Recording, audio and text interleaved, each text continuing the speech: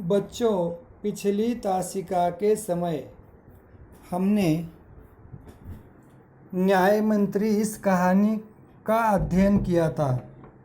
इस कहानी के माध्यम से हमने शिशुपाल न्याय मंत्री का भार संभालते हुए किस तरह से न्याय करता है इसकी जानकारी हमने ली। उसके बाद कठिन शब्दार्थों का अर्थ सुना, मुहावरों का अर्थ देखकर उसका वाक्य में प्रयोग किया। अब हम पन्ना नंबर 27 पर पाठ बोध रूपी प्रश्न हमारे सामने है। पहला प्रश्न, इन प्रश्नों के उत्तर दे। आंसर दिस क्वेश्चंस, यानी मौखिक सवालों के जवाब हमें यहाँ पे लिखने हैं।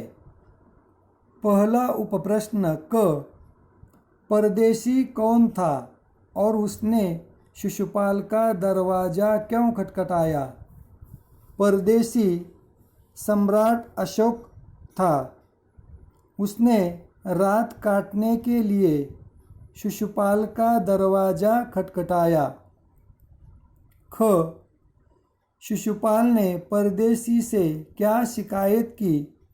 शिशुपाल परदेशी से बोल उठे, आजकल बड़ा अन्याय हो रहा है और इसकी वजह से मेरा तो खून खौल उठता है। इस तरीके से शिकायत उसने परदेशी से की। ग, परदेशी किस बात पर चिढ़ गया? परदेशी इस बात पर चिढ़ गया और बोला, दोष निकालना तो सुगम है। सुगम है यानी आसान है। वह बोला, दोष निकालना तो सुगम है, परंतु कुछ करके दिखाना बहुत ही कठिन काम होता है। ऐसी बात परदेशी ने कही क्योंकि शिशुपाल ने शिकायत की थी कि आजकल राज्य में, देश में न्याय व्यवस्था ठीक चल नहीं रही है। इस बात से परदेशी चिढ़ गया था। ख, सम्राट ने शिशुपाल को न्याय मंत्री बनाकर उसे क्या दिया? सम्राट ने शिशुपाल को न्याय मंत्री बनाकर अपने हाथ से अंगूठी उतारकर शिशुपाल को पहना दी और उन्हें कहा कि आज से तुम इस देश के, इस राज्य के न्याय मंत्री हो। उसके बाद ड, शिशुपाल ने सम्राट को क्या दंड दिया? शिशुपाल ने सम्राट को यह दंड दिया और कहा, तुमने राज कर्मचारी की हत्या की है, तुम अपराधी हो, तुम्हें मृत्युदंड दिया जाता है। यानी शिशुपाल ने सम्राट को मृत्युदंड दिया और कहा कि तुमने राज कर्मचारी की हत्या की है, तुम अपराधी हो, इसलिए तुम्हें मृत्युदंड दिया जाता है। पन्ना नंबर 28 पर आइए। मौखिक प्रश्नों के बाद कुछ लिखित प्रश्नों के उत्तर हमें लिखने हैं। सुनिए इन प्रश्नों को और उत्तरों को। क, लिखित प्रश्नों में क, सम्राट ने शिशुपाल को राज्य का न्याय मंत्री क्यों बनाया? शिशुपाल को राज्य का न्याय मंत्री बनाया क्योंकि देश की दशा पर शिशुपाल ने कहा था, आजकल बड़ा अन्याय हो रहा है, तो सच न्याय किस तरह का होता है, शिशुपाल उसके लिए क्या करते हैं, ये जानने के लिए सम्राट अशोक ने शिशुपाल को राज्य का न्याय मंत्री बनाया। आगे का प्रश्न ख, न्याय मंत्री क्यों परेशान थे? न्याय मंत्री इस बात से परेशान थे क्योंकि स्वयं सम्राट यानी राजा ने राज कर्मचारी की यानी पहरेदार की हत्या की थी। इससे न्याय मंत्री परेशान थे। यानी सम्राट राजा ने अपने ही कर्मचारी की पहरेदार की हत्या की थी। इसकी वजह से न्याय मंत्री परेशान थे। क ख के बाद ग। शिशुपाल ने सम्राट को किस कारण अपराधी ठहराया? शिशुपाल ने सम्राट को कहा, अशोक, तुम पर पहरेदार की हत्या का अपराध लगाया जाता है, तुम इसका उत्तर देते हो? यानी शिशुपाल ने सम्राट को अपने ही राज्य कर्मचारी की हत्या का दोषी मानकर उन्हीं के ऊपर अपराध लगाया और इसी का उत्तर सम्राट को देने को कहने लगे। क ख ग के बाद घ। सम्राट ने पहरेदार की हत्या का क्या कारण बताया? सम्राट ने कहा, मैंने उसे मारा अवश्य, पर वह उदंड था। यह कारण उन्होंने अपने पहरेदार की हत्या का बताया।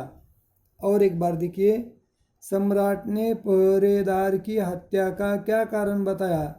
सम्राट ने पहरेदार की हत्या का यह कारण बताया कि उन्होंने कहा, राज कर्मचारी उदंड था, इसी की वजह से मैंने उसे मारा, उसकी हत्या की, यह कारण बताया। ड। सम्राट अशोक ने शिशुपाल को न्याय मंत्री के पद से क्यों नहीं हटने दिया? सम्राट अशोक ने शिशुपाल को न्याय मंत्री के पद से क्यों नहीं हटने दिया? क्योंकि शिशुपाल न्याय मंत्री ने कहा कि सम्राट अशोक ने ही पहरेदार की हत्या की है, लेकिन अपराधी स्वयं सम्राट है, उन्हें दंड देना ईश्वर का काम है। शास्त्रों के अनुसार राजा को दंड देना ठीक नहीं होगा, क्योंकि ईश्वर राजा का रूप होता है। यह बात सुनने के बाद, यह जानने के बाद सभी लोगों ने न्याय मंत्री की जय जयकार की और सम्राट अशोक ने उन्हीं को अपने न्याय मंत्री पद पर रहने को कहा। और उन्होंने कहा, अशोक ने सम्मान भरी दृष्टि से उनकी ओर देखते हुए गदगद कंठ से कहा, आपने मेरी आंखें खोल दी, आपका साहस प्रशंसनीय है। यह बोझ आपके अतिरिक्त और कोई नहीं उठा सकता। यानी शिशुपाल को ही न्याय मंत्री के पद पर बने रहने को कहा, क्योंकि उन्होंने अच्छी तरह से इस न्याय का निवारण किया था। आगे का प्रश्न, जैसे मौखिक प्रश्नों के उत्तर सुनने के बाद, लिखित प्रश्नों के उत्तर सुनने के बाद, पन्ना नंबर 28 पर दूसरा जो प्रमुख प्रश्न है, अपने शब्दों में आशय स्पष्ट करें। Explain in your own words, यानी अपनी भाषा में इस आशय को स्पष्ट करना है। क। दोष निकालना तो सुगम है, परंतु कुछ करके दिखाना कठिन है। शिशुपाल ने जब परदेसी से कहा, आजकल बड़ा अन्याय हो रहा है और इसी को लेकर मेरा तो खून खौल उठता है, तब परदेसी ने कहा, इस बात से सहमत न होते हुए उन्होंने कहा, दोष निकालना तो सुगम है यानी आसान है, परंतु कुछ करके दिखाना बहुत ही कठिन है। इस तरह से उन्होंने शिशुपाल की बातों का खंडन किया। क के बाद ख, सम्राट को अपराधी घोषित करना बहुत कठिन काम था। ख, सम्राट को अपराधी घोषित करना बहुत कठिन काम था, क्योंकि बहुत प्रयत्न करने के बाद शिशुपाल को पता चला कि यह बात जानकर उन्हें आश्चर्य का धक्का हुआ, क्योंकि स्वयं पहरेदार की हत्या राजा ने की थी। इसीलिए सम्राट को अपराधी घोषित करना बहुत ही कठिन काम था, क्योंकि शास्त्रों के अनुसार राजा को दोषी ठहराना ठीक बात नहीं, क्योंकि राजा को सजा देना ईश्वर का काम है और ईश्वर राजा को सजा देगा। इस बात को लेकर सम्राट को अपराधी घोषित करना शिशुपाल के लिए बहुत ही कठिन काम था। आगे देखिए पन्ना नंबर 29 पर तीसरा जो प्रश्न है, स्पष्ट करे कि ये कथन किसने किससे और क्यों कहे हैं। यानी इस न्याय मंत्री कहानी के माध्यम से हमें किसने किसे और क्यों कहा, इसका जवाब यहाँ पे लिखना है, देना है। Who said to whom and why, कब, किसने, किसे और क्यों। क, आजकल बड़ा अन्याय हो रहा है, शिशुपाल ने परदेसी से कहा। जब देश की दशा पर बात चल रही थी, उसी वक्त शिशुपाल ने कहा, आजकल बड़ा अन्याय हो रहा है और इसी की वजह से मेरा तो खून खौल उठता है। ख, यह भार आपके अतिरिक्त और कोई नहीं उठा सकता। इसका जवाब है, शिशुपाल ने राजमुद्रा सम्राट अशोक के सामने रख दी थी, क्योंकि उन्होंने स्वयं राजा को न्याय मंत्री होने के कारण अपराधी ठहराया, राजा को सजा दी थी। यह देखकर वे कहते हैं, यह भार आपके अतिरिक्त और कोई नहीं उठा सकता। इसलिए राजा ने शिशुपाल को कहा कि आपसे अच्छा न्याय मंत्री नहीं हो सकता। इसीलिए न्याय मंत्री को यह भार सौंपने के लिए कहा।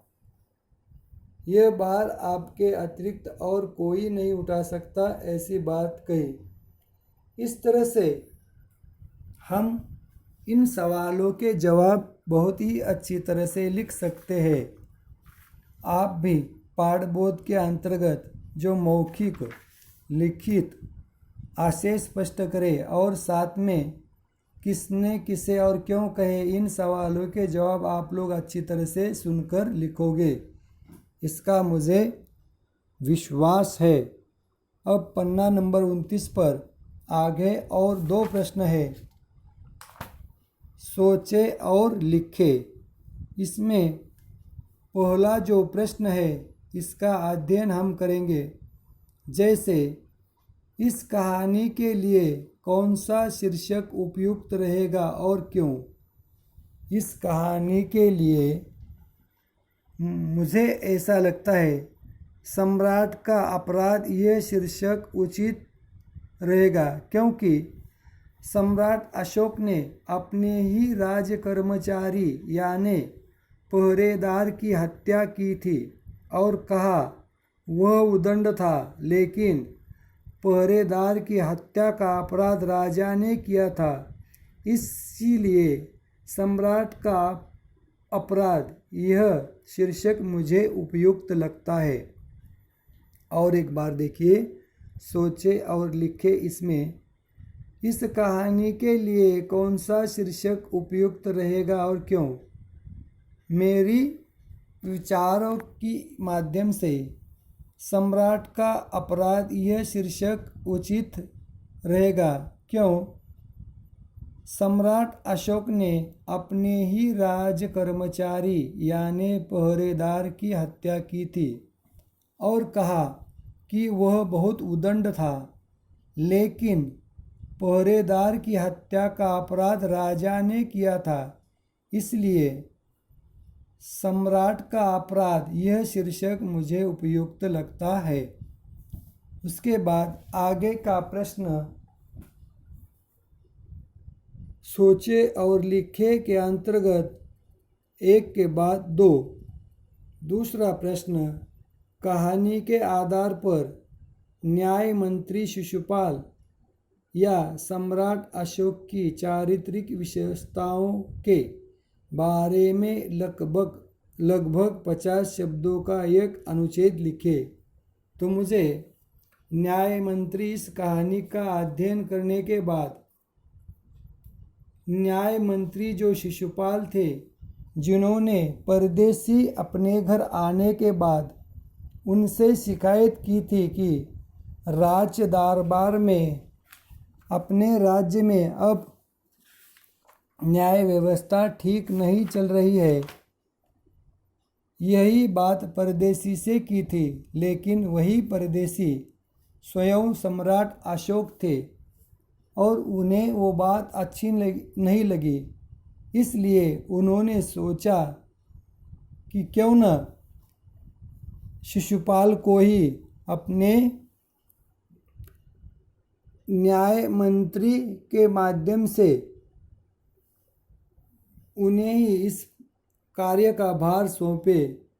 तब उन्हें पता चलेगा कि सही में न्याय का काम करना कितना कठिन होता है।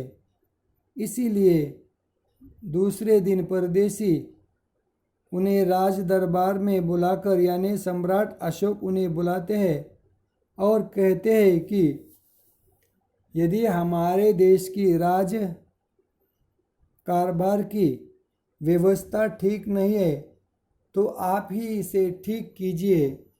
और ये विश्वास शिशुपाल पर रखकर उन्हें कहते हैं कि आज से तुम अपने राज्य के न्याय मंत्री हो और मुझे विश्वास है कि अपने राज्य का कारोबार न्याय मंत्री के माध्यम से तुम अच्छी तरह से करोगे। ऐसा कहकर अपने हाथों से पहनी अंगूठी निकालकर वे शिशुपाल को देते हैं और उस दिन से वे अपने राज्य को नए न्याय मंत्री के रूप में शिशुपाल को न्याय मंत्री की कमान संभालते हैं यानी देते हैं। और शिशुपाल भी बहुत ही अच्छी तरह से उस राज्य की न्याय मंत्री की बागडोर संभालते हैं। इस तरह से हम शिशुपाल जी के बारे में चारित्रिक विशेषताओं को लेकर कई वाक्य लिख सकते हैं। साथ में सम्राट अशोक के बारे में भी कुछ वाक्य हम लिख सकते हैं, जैसे अपने ही राज्य के व्यक्ति ने जब अपने देश यानी राज्य के प्रति उंगली उठाई तो उसी का जवाब उन्होंने उस व्यक्ति से ही लिया कि सच में राज्य कारोबार चलाना कोई मामूली बात नहीं है। विशेषतः न्याय मंत्री का काम करना तो बहुत ही कठिन है और इसीलिए वे शिशुपाल को ही राज्य का न्याय मंत्री चुनकर उन्हीं के ऊपर ये काम की बागडोर यानी ये जिम्मेदारी अपने ही एक प्रामाणिक व्यक्ति पर सौंपते हैं ताकि हमारे राज्य में अपने राज्य में न्याय व्यवस्था का प्रबंध अच्छा हो और इस अच्छी न्याय व्यवस्था से सभी को सुख शांति मिले, इसलिए सम्राट अशोक स्वयं परदेशी बनकर शिशुपाल के यहाँ जाते हैं और शिशुपाल के मुख से जब अपनी न्याय व्यवस्था पर अंगुली निर्देश होता है तो उन्हीं को न्याय मंत्री की जिम्मेदारी सौंपकर उन्हीं से सच न्याय कैसे होता है, कैसे किया जाता है, इसकी जानकारी वो लेते हैं और उस कसौटी पर जब शिशुपाल खरे उतरते हैं तो वही जिम्मेदारी न्याय मंत्री के माध्यम से वे शिशुपाल को देते हैं। यानी अपने ही राज्य की राज्य व्यवस्था ठीक तरह से हो, इसलिए लोगों में से ही एक व्यक्ति को चुनकर अपने राज्य की न्याय व्यवस्था को सुधारते हैं। यानी इस तरह से सम्राट अशोक के बारे में आप लोग चारित्रिक विशेषताओं के बारे में अच्छी तरह से लिख सकते हैं। इस तरह से हमने मौखिक लिखित आशय स्पष्ट करें, किसने किससे और क्यों कहा, तथा सोचे और लिखे इन प्रश्नों के जवाब हमने यहाँ पर लिए हैं। अब आपको एक काम करना है, इन सवालों के जवाबों को लिखकर मुझे सुंदर हस्ताक्षर में अपनी कॉपी में लिखकर मुझे व्हाट्सएप के जरिए सेंड करने हैं, भेजने हैं। यहाँ पर रुकते हैं हम। धन्यवाद।